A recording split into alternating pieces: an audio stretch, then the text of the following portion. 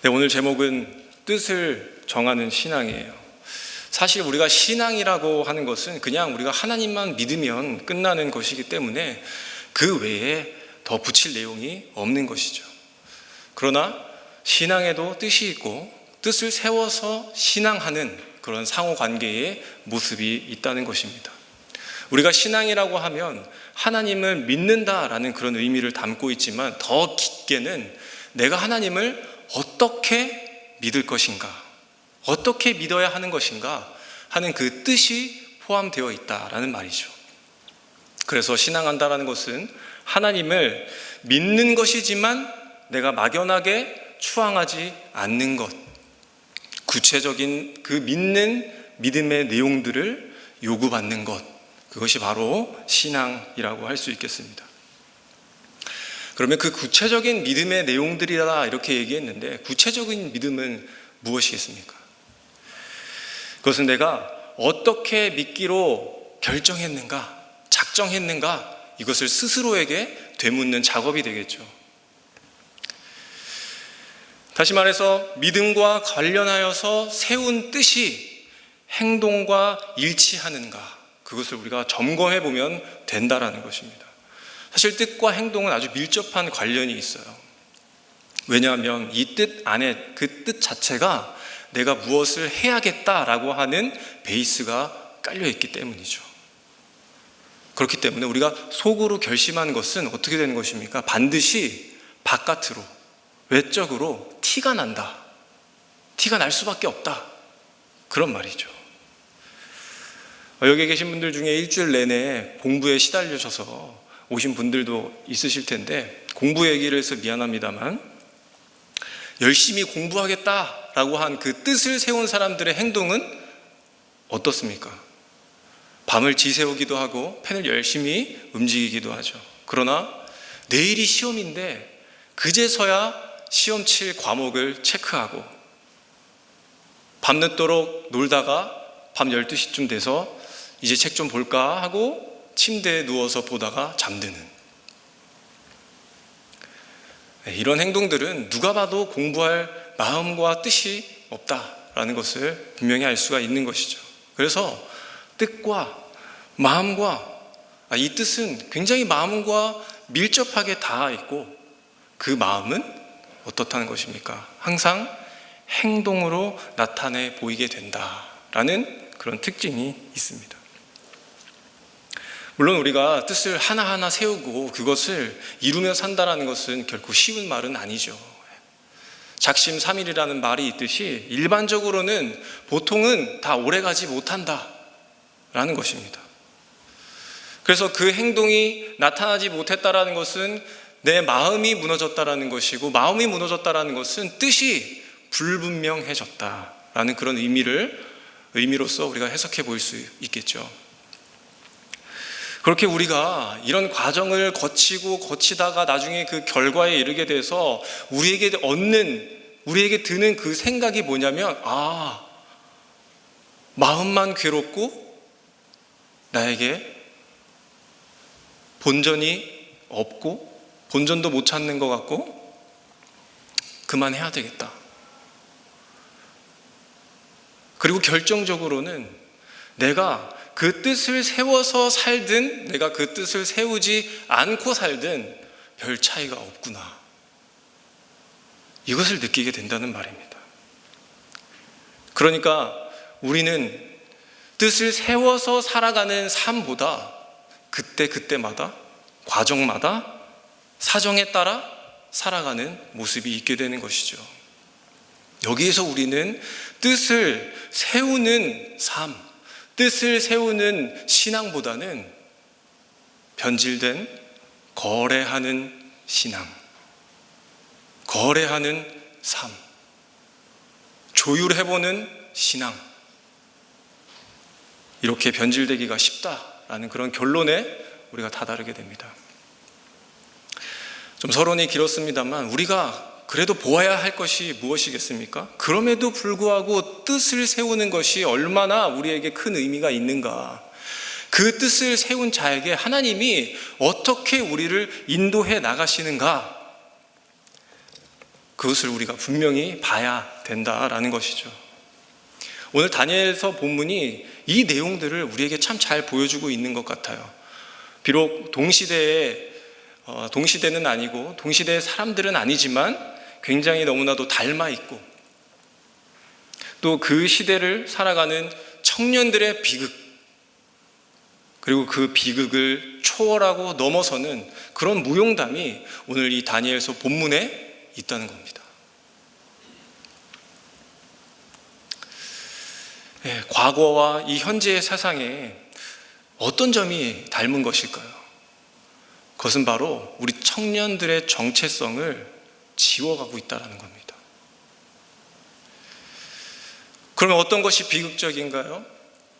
기회주의적인 인생관, 힘을 숭배하고자 하는 세계관, 부를 갈망하는 그런 세계관, 그 영향을 받는 시대 속에서 우리 청년들이 살아가고 있다는 그런 비극이 보이는 것입니다.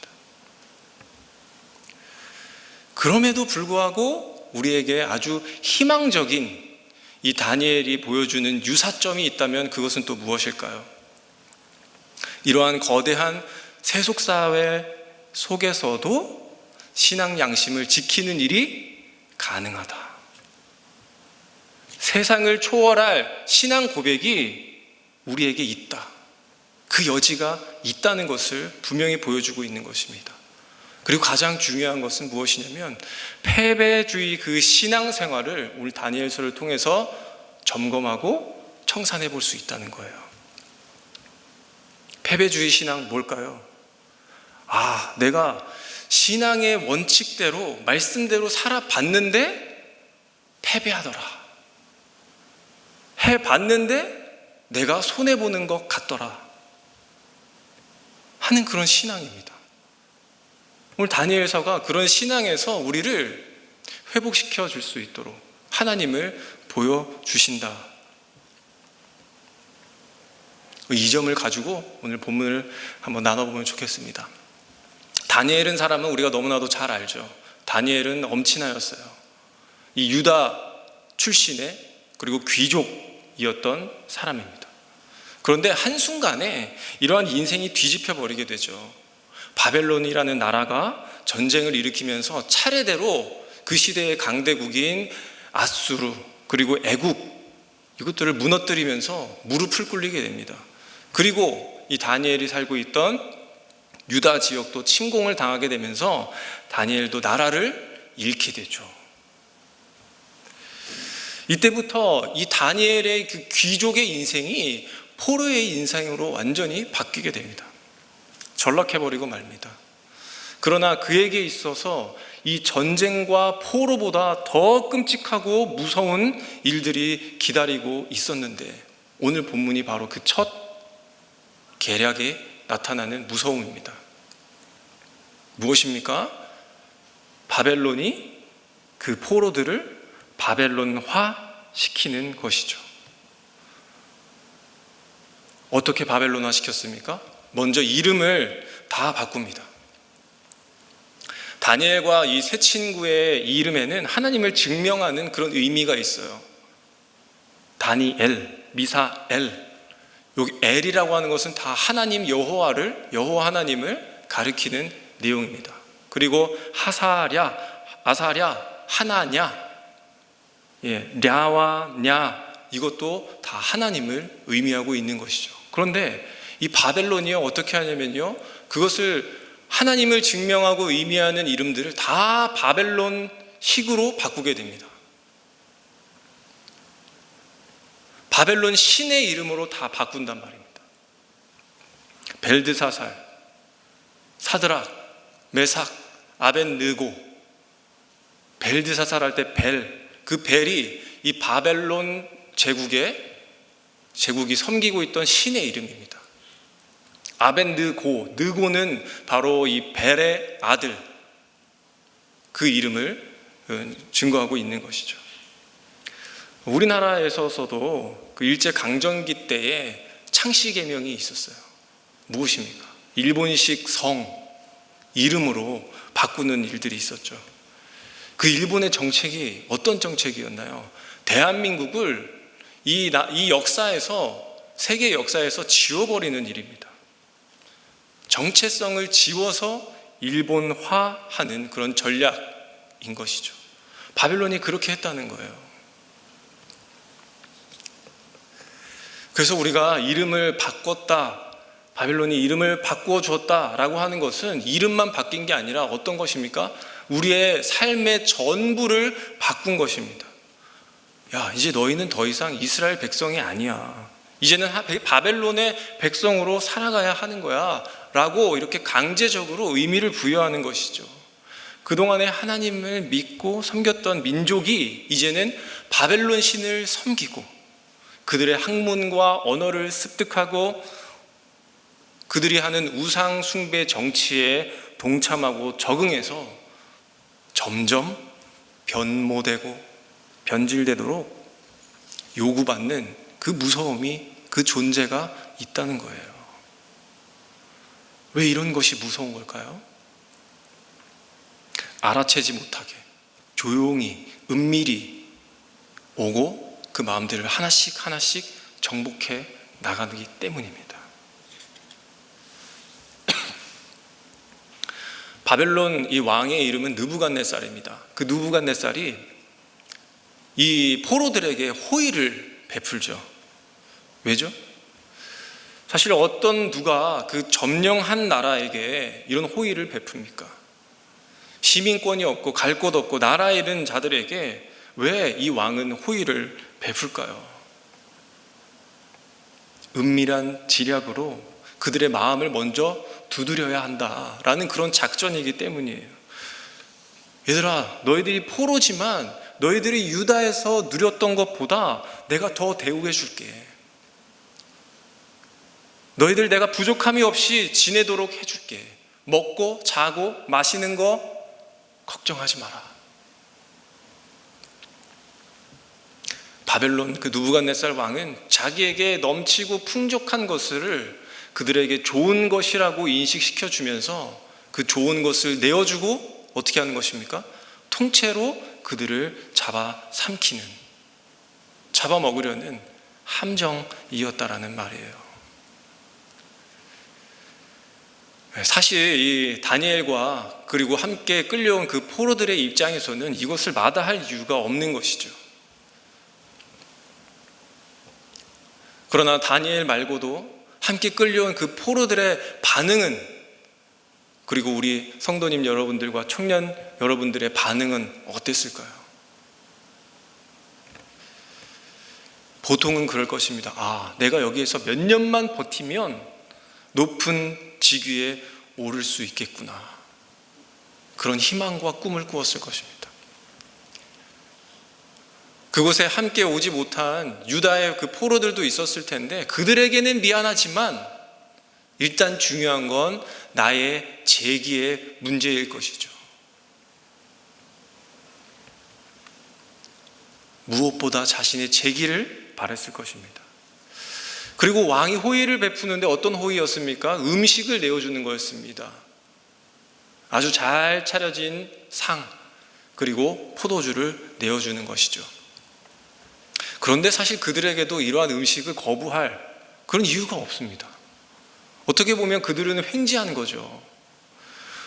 원래 포로라고 하면은 피죽 한 그릇 정말 못 먹고 노동만 하다가 아니면 강금만 당하다가 그러다가 죽기도 하고 그런 것이 포로인데, 이 포로가 잘 먹는다, 잘 잔다, 잘 입는다. 그러면 그들의 입장에서 보면 어떻게 보면 이거 하나님께 감사할 일 아닌가? 이렇게 느껴질 수도 있는 것이겠죠. 그러나 그 호의 안에는 그 숨겨진 칼날이 있었다라는 것, 그리고 형체 없는 그 밧줄이 목을 점점 조르고 있다라는 것, 그리고 결과적으로는 하나님과 더 떨어지고 멀게 만드는 그 검은 속내를 다니엘이 발견하고 알았다라고 하는 것이죠. 다니엘은 바벨론 왕이 그 하사한 음식이 자신도 모르게 변절되고 부정하게 되는 그런 요인으로 봤던 것입니다. 오늘 8절 말씀 한번 보시게 되면 8절에 왕의 음식과 그가 마시는 포도주로 자기를 더럽히지 아니하리라 라고 되어 있습니다. 다니엘이 어떤 면에서 더럽혀진다고 보고 있는 것일까요? 우리가 이것에 대해서는 한 3가지 정도로 생각해 볼 수가 있는데, 첫 번째는 율법적인 면에서 부정하게 본 것입니다. 레위기 11장에는 정한 음식과 부정한 음식의 리스트가 나와요. 뭐 굽이 갈라지고 뭐 쪽발이고 뭐 비늘이 뭐 있어야 되고 없어야 되고 하는 그런 목록들이 있다라는 것이죠. 그런데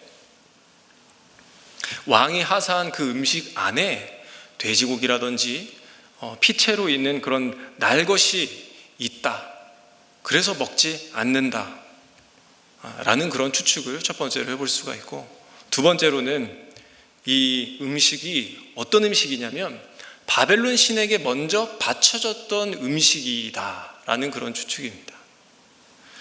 그러니까 이방 신들도 제사를 지냈어요. 그리고 그 제사를 지낸 음식을 왕과 그 왕의 사람들이, 왕실 사람들이 나누어 먹는 그런 문화였다는 거죠. 그래서 그 음식을 내어준 거 아닌가. 그리고 그 음식을 내가 먹음으로 내가 간접적으로 우상 숭배에 참여한 그런 격이 되는 것 아닌가. 다니엘은 민감하게 그 상황을 바라보았다라는 주장입니다.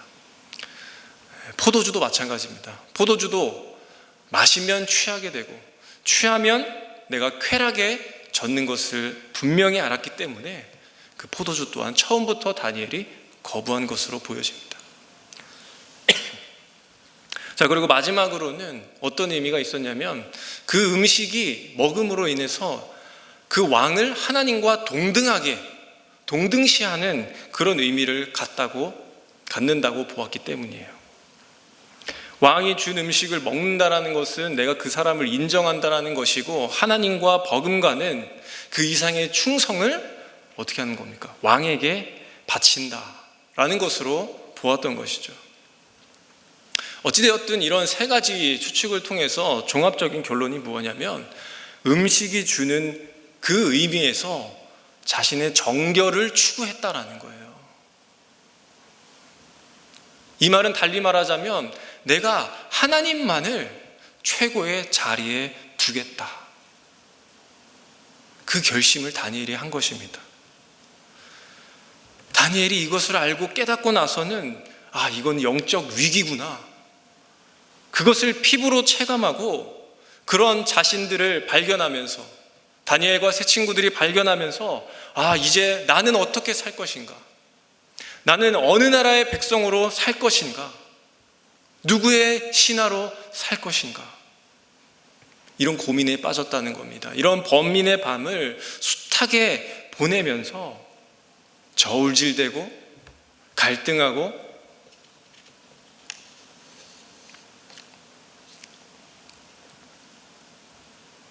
그렇게 거래하는 신앙 가운데에 다니엘이 선택한 신앙은 뜻을 세운 신앙이었어요. 그런 번민의 끝에 그런 결심을 세운 것입니다. 그리고 오늘 본문에서와 같이 왕이 정해준 음식, 그 산의 진미와 포도주로 자신을 더럽히지 않으려는 그런 단호한 결심을 세우게 된 것이다. 그동안에 스스로에게 물었던 숱한 질문들의 그 결론, 너희들이 내 입장에 대해서, 환경에 대해서 다 바꿀 수 있을지는 몰라도 이것만큼은 너희들이 절대 못 바꿀 것이다 라는 그 결론, 다니엘에게 내려진 겁니다.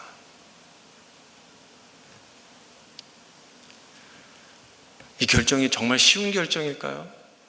다니엘에게는 어느 것 하나도 유리한 조건과 상황이 아니었다라는 거예요. 다 불리한 조건이었습니다. 자기의 편을 들어줄 사람도 없는 막막한 곳이었어요. 실제로 이 결심을 하고 나서 반대에 부딪히고 굉장히 큰 어려움을 부딪히게 됩니다. 오늘 등장하는 환관장이 있습니다. 환관장이 그들에게 뭐라고 이야기합니까? 너희들의 거부를 내가 거부한다, 이 말입니다. 왕의 음식을 너희가 거절해? 안 돼. 왜 거절합니까? 오늘 10절에 보니까 자기의 목숨이 위태롭기 때문이에요. 자기가 맡은 일은 뭡니까? 그 포로의 청년들의 컨디션을 잘 관리하고 책임지는 거예요. 그렇기 때문에 얼굴이 상하거나 윤택하지 못하거나 해쓱하거나 이렇게 되면 관리 소홀로 그 책임을 묻는 데 사형을 당할 수 있다라는 것이죠. 그것 말고도 다니엘과 함께 끌려온 청년 포로들도 있을 것 아니에요. 이 다니엘이 하는 행동을 보고 말을 보면서 그들이 어떤 반응을 보였을까? 아마도 무슨 음식을 가지고 저렇게 난리를 떠나. 그냥 먹으면 되지. 먹고 내가 그 바벨론 신을 안 섬기면 되는 거 아니야? 뭐 저렇게 복잡하게 생각해. 괜히 일만 더 많이 크게 벌려놓고 결국에 우리까지도 피해보는 거 아니야? 포도주 못 먹는 거 아니야? 푸짐한 상차림 우리가 못 얻는 거 아닌가? 이렇게 다니엘과 세 친구들에게 얼마나 눈초리를 주었을까요? 또 그들은 다니엘과 세 친구들의 뜻을 꺾기 위해서 그런 분위기를 계속 조정해 나갔을 것이고, 너희들이 세운 뜻 별거 아니니까 좀 나대지 말고 가만히 있으라, 이렇게 집단으로 몰아세우지 않았을까 생각이 듭니다. 저도 이런 경우가 실제 있었는데, 제가 이제 청년 대학부 때에 세 가족으로 어떤 형이 오셨어요. 그 형이 군대에서 예수님 영접하고 이제 신앙생활을 막 시작한 형이었는데, 이 교회에서 정말 짧은 시간 동안에 신앙생활 했음에도 불구하고 굉장히 뭐랄까요, 배워야 할 점들이 굉장히 많았던 형이었습니다. 그러던 어느 날 청년 예배 끝나고 나서 이렇게 조모임 같은 걸 하잖아요. 그러면 그때 뭐 합니까? 보통 음식을 나누죠. 그냥 이야기하지 않고 교제하지 않고 간식, 음식 이런 것들을 챙겨서 먹잖아요. 근데 이 형 혼자서 그 음식을 정말 손도 안 갖다 대는 거예요. 그리고 몇 주 있다가는 혼자 도시락을 싸와서 그 도시락을 혼자서 먹고 있는 겁니다. 좀 유별나 보이잖아요. 그냥 뭐 이렇게 물어보면 그냥 뭐 다이어트 중이라서 뭐 이렇게 이야기하는데 전혀 그래 보이지가 않는 거죠. 그래서 왜 그런지 그 이유를 정말 물어봤더니 자기는 주일에 산 그 음식들은 먹지 않기 위해서 그랬다라는 거예요. 그러니까 주변에서는 그 형들을 보고 형을 보고 뭐라 그러냐면, 저 형 율법주의자다. 요즘 때가 어느 때인데 저거 너무 오버하는 거 아니야? 라는 그런 말들이 많았습니다. 그러다가 그 형과 대화할 시간이 있어서 물어봤는데, 다시 그 형에게 들었던 진실된 대답은 그런 것이었어요. 자기가 하나님을 믿었는데 내가 너무 하나님을 사랑하다 보니까 내가 어떻게 그분을 더 섬길 수 있을까 묵상하다가 주일날 거룩하게 지켜야 되겠다 라는 그런 마음을 받았다라는 겁니다. 뜻을 세운 것이죠. 주일을 최선을 다해서 지키는 일, 내가 하나님을 사랑하는 방법이 나에게는 그것밖에 없더라. 말씀하신 대로 거룩하게 지키고 싶은데 지금 내가 결정할 수 있는 최선은 주일날에 산 음식을 내가 먹지 않는 것, 이것이더라 라고 그렇게 이야기를 했습니다. 자기의 뜻을 세워서 지켜나간 것이죠. 세상의 뜻은 무엇입니까? 호의와 이 특혜를 베풀면서 하는 말이 무엇이냐면, 더 이상 하나님과 가까워지지 말아라, 어울리지 말아라, 하나님의 자녀답게 살지 말아라. 너희가 유일신이라고 떠드는 그 하나님 신앙의 올무에서 빠져나오라. 세상이 더 좋다, 넓다,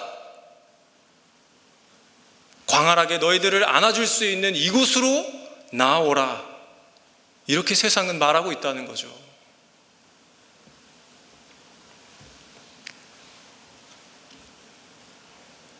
우리 청년들과 우리 성도님 여러분, 하나님의 사람답게 살기 위한 이 신앙의 결심, 가끔 때로는 이거 내가 너무 지나치게 설정했나?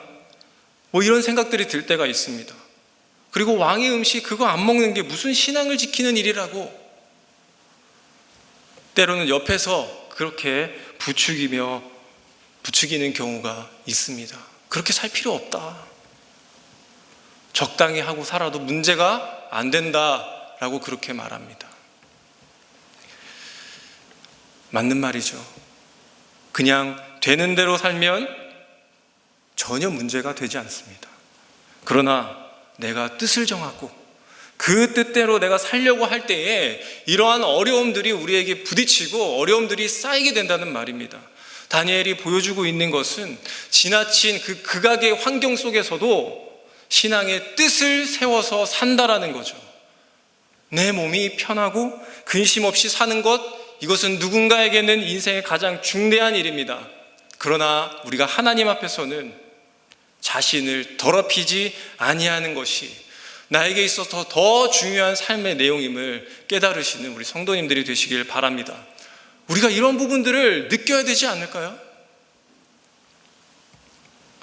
내가 작은 일에도 하나님을 부정하고 있는 것은 아닌지, 좋은 그 포장지로 포장된 이 복과 호의와 베풀미 나에게 독이 되는 것은 아닌지 우리가 살펴봐야 하지 않을까요?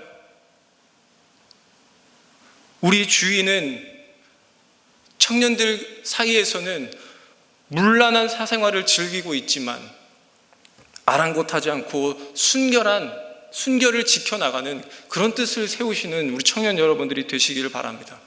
다른 학우들이 부정행위를 하지만 나는 그 정직의 뜻을 세워서 살아가는 우리 그런 분들이 되시기를 바랍니다. 성도님들도 그렇습니다. 내가 손해볼 각오를 하고 공정한 거래의 뜻을 세우시는 성도님들, 내가 뇌물을 받지 않고 그것을 해결하시는 뜻을 세워 살아가시는 우리 성도님들이 되시기를 부탁드립니다. 남들이 보기에는 참 보잘것없고 작은 뜻이라고 여길지라도 내가 하나씩 그 뜻을 헤아리며 영역을 넓혀가는 것, 설령 이 교회 안에 떨어진 그 휴지를 줍는 작은 일이라 할지라도 그것이 내가 하나님께 영광을 돌리는 일이라면 내가 그 뜻을 정하여서 주님의 기쁨이 되시는 우리 성도님들이 되시기를 바랍니다. 이 뜻을 정한 다니엘이 여기에서 끝이 나고 마는 것일까요? 어떻게 실현되어져 가고 있는 걸까요? 이 불리한 상황에 조금씩 변화가 일어나기 시작합니다. 오늘 9절에 보시면 하나님이 다니엘로 하여금 환관장에게 은혜와 긍휼을 얻게 하신지라 라고 나옵니다. 이 환관장의 반대를 극복하는 이 다니엘의 방법이 무엇이었냐면 환관장이 세운 그 감독자를 설득하는 일이었어요. 어떤 것이었죠? 우리를 그러면은 10일 동안 테스트해보라. 채식을 주어 먹게 해보라. 그래서 괜찮으면 좀 허락을 해달라. 이런 말입니다. 환관장에게는 비록 처음에는 거부당했지만 그들은 물러서지 않았어요. 이게 어쩔 수 없는 일이구나. 내가 이 정도로 한번 시도해봤으면 된 거 아닌가? 물러서지 않았습니다. 핑계를 대지 않았어요. 굴하지 않았습니다. 어떻게 했습니까? 다른 지혜로운 방법을 찾아서 계속 지키려 뜻을 세운 것을 하려고 실행에 옮겼다라는 겁니다. 감독자의 입장을 고려해서 제안을 해본 것이죠. 사실 이러한 제안도 그 감독자가 단칼에 거절하면 끝이 나는 것입니다. 그런데 왜 그가 수락한 것일까요?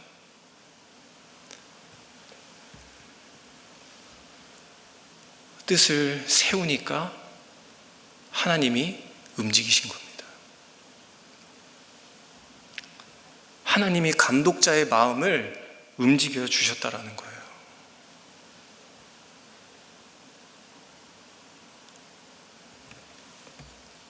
그래서 그 결과가 어떻게 됐는데요? 한번 읽어볼까요? 15절과 16절의 말씀인데 우리 함께 읽도록 하겠습니다. 15절과 16절입니다. 시작. 열흘 후에 왕의 음식을 먹는 다른 소년들보다 더 좋아 보인지라. 그리하여 감독하는 자가 그들에게 지정된 음식과 마실 포도주를 제하고 채식을 주니라. 아니 어떻게 채식으로 기름진 음식을 먹은 자보다 더 아름답고 윤택할 수 있었을까요? 과학적으로 또 건강학적으로는 채식이 피부를 더 윤기 있게 만든다라는 그런 사실들을 이야기합니다. 하지만 그것이 설령 사실이라 할지라도 그것이 정답은 아닙니다. 다니엘은 무엇입니까? 내가 설령 채식을 하더라도 하나님께서 더 우리의 얼굴을 윤택하게 하시리라 라는 그 믿음이 있었다라는 거예요. 그 믿음은 하나님께서 주신 것이고 그 뜻도 하나님께서 세워주셨고 그 뜻을 이루시는 것도 바로 하나님이시라는, 이 모든 것이 다 하나님의 은혜이다라고 하는 것을 다니엘이 보여주고 있는 것입니다. 하나님 자신의 뜻, 그것을 발견한 다니엘에게 하나님은 은혜와 긍휼로서 그 뜻을 이루어 가 계시는 것이죠.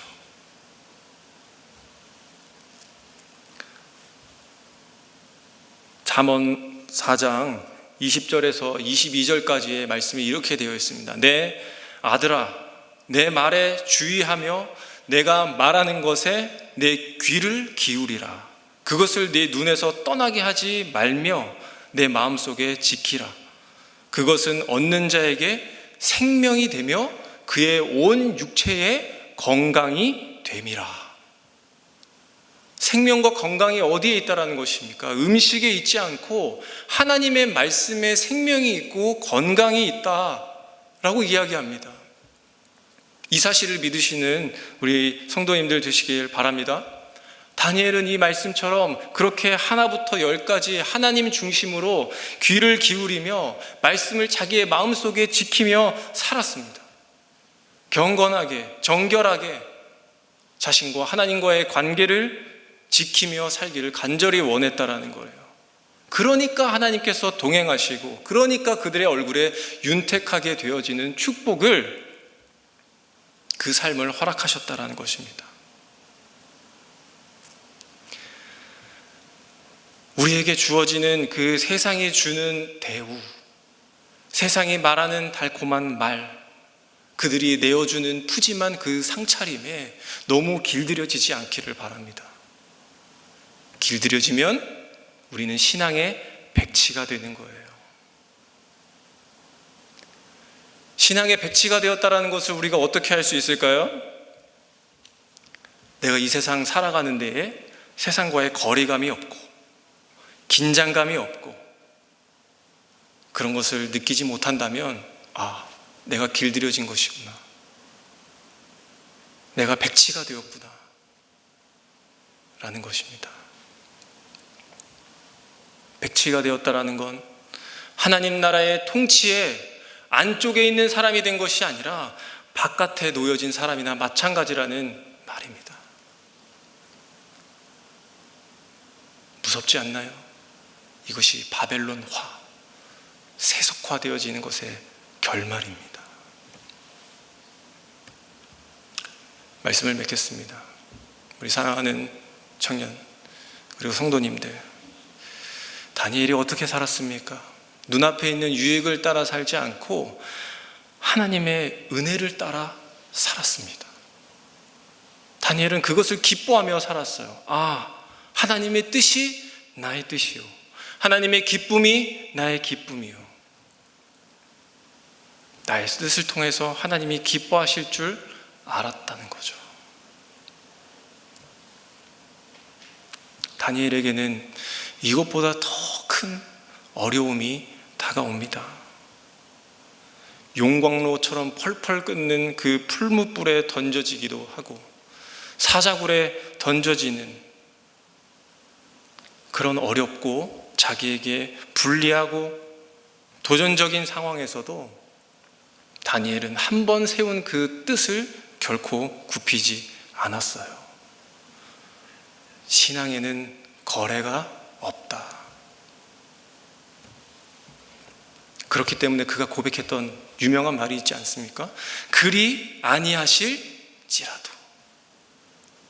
설령 내가 그 풀무불에 들어가서 불에 타 죽어도, 사자에게 사지가 뜯겨 내가 죽어나가도 결코 다른 신을 섬기지 않겠다라는 고백.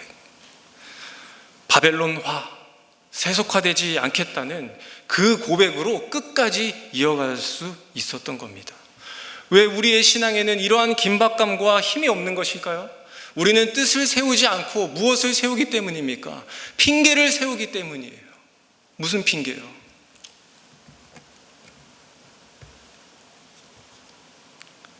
직장 상사가 부당한 명령을 한다. 세속적인 그 직장의 문화가 있다. 반기독교적인 조직 문화가 내 신앙생활을 방해한다. 이렇게 불평하기 때문이죠. 그러나 다니엘은 우리에게 말합니다. 세상을 핑계대지 말아라. 그것을 핑계 삼고 우리가 가진 도덕과 윤리를 버리고 신앙 양심을 더럽히지 말아라. 그렇게 우리에게 도전하고 있는 거죠.